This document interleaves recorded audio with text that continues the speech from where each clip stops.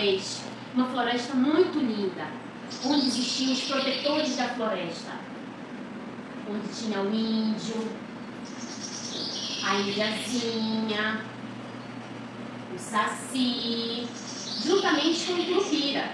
Sim, eles protegiam a floresta.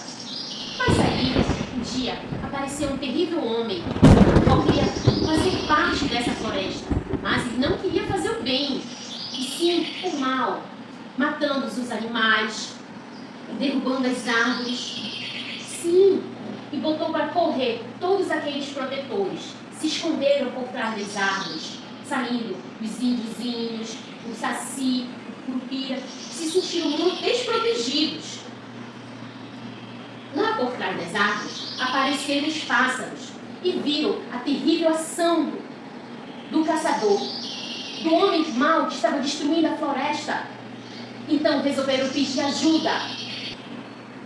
Então apareceu a mula sem cabeça e o boitatá. Eles sim tocaram fogo próximo ao caçador, enganaram ele para mostrar quem é que manda na floresta. Então o caçador ficou muito tonto e foi embora.